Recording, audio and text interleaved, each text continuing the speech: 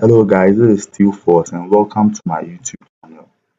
Today we'll be starting the basics of Autocad. So I'll start by opening the Autocad software.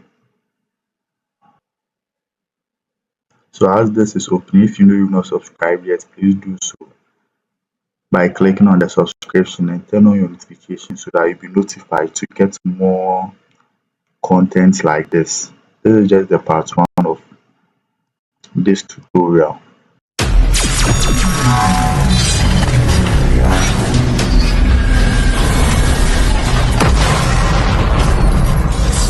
Steel Force. So here is the Autocad interface. You can decide to click on start drawing or you start with a template. So we'll use this template for the sake of this tutorial. Acadiso.gwt.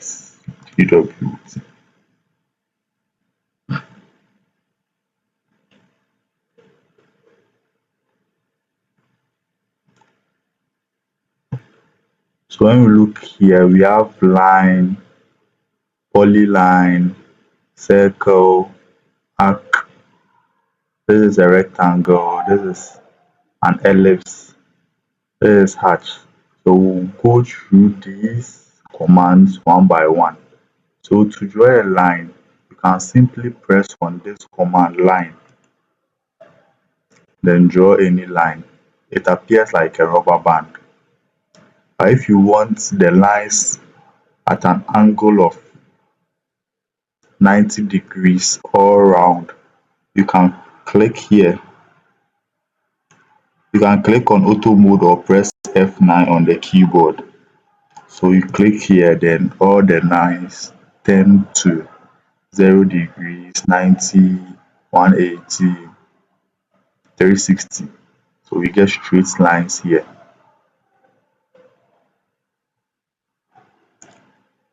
So you can draw any shape of our choice. We can draw a rectangle.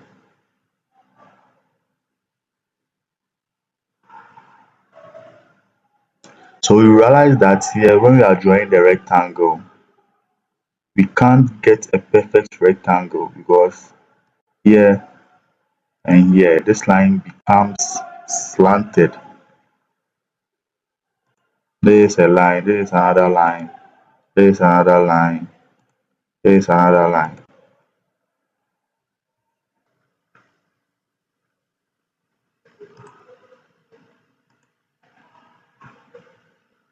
So apart from the auto mode, we have another command here called the object snap tracking, which is auto snap. So when I click on the line and I try to get a perfect rectangle, it doesn't give me any reference line that shows that this line and this line will meet here to close. So this line right here becomes slanted. So we are going to turn on another. You have to make sure this is turned on, the auto snap, or we press F11 on the keyboard. When I click line, click, click, click, and it gives me a reference line. Let me enlarge it. It gives me a reference line from this point where I can click, then I close. Then we have a perfect rectangle.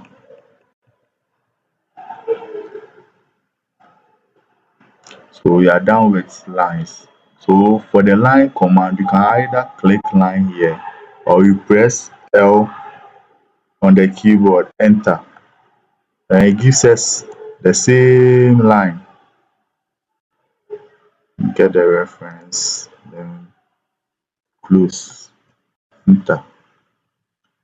So now we'll go through the line and the polyline. So the difference between the line and the polyline is when you take the line command and you draw a rectangle,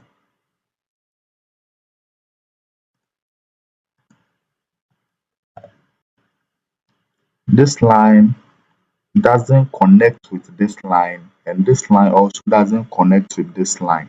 So I select this line and only this line is selected. When I click on this line, only this line is selected. So I'll press escape. Then now I'll come back to polyline and I'll draw another rectangle beneath it.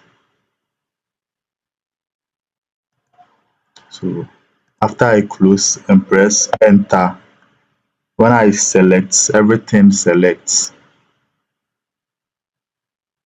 But for the line command,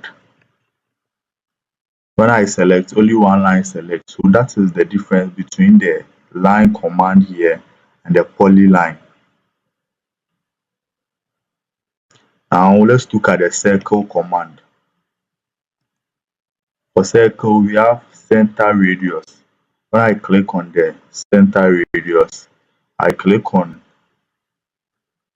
where I want the middle of the circle to start.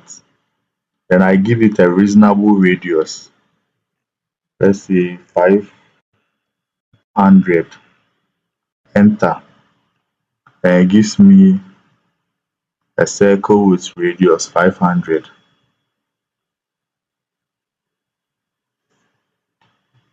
Then we also have here center diameter. So again, when I click on an empty space and I give it a diameter of say 1000,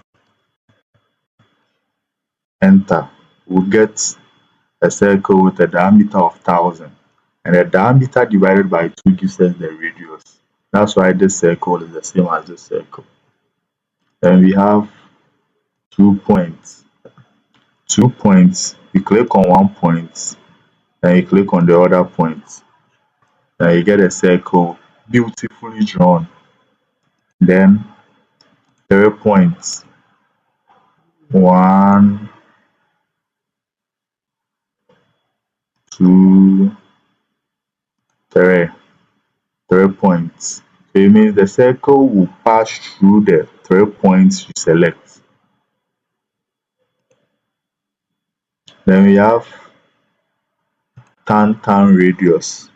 They say specify the point on object for first tangent. So let's say I want here. Then specify point for second tangent. Okay, here too. Then give a radius. So let me give a reasonable radius of 500. Enter. And it draws the circle perfectly over here. Beautifully. Then we have another command called the tan. It means you have to get 3 different points. 1, 2, 3. See, and it draws the circle beautifully. But the ones we are going to be using most often will be the center radius, center diameter, 2 points, and 3 points. We are not most likely to use the 3 points. So now we go to arc.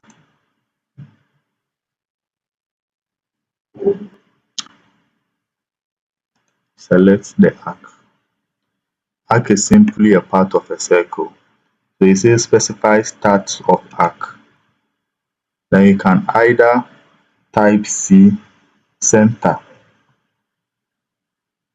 where you want the center of your arc to be. Enter.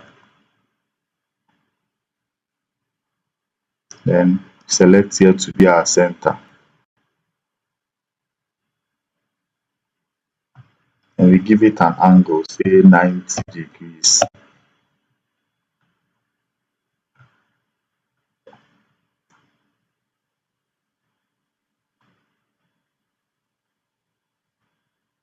So our arc is beautifully drawn here. So when we join these two lines, we get a 90 degrees here.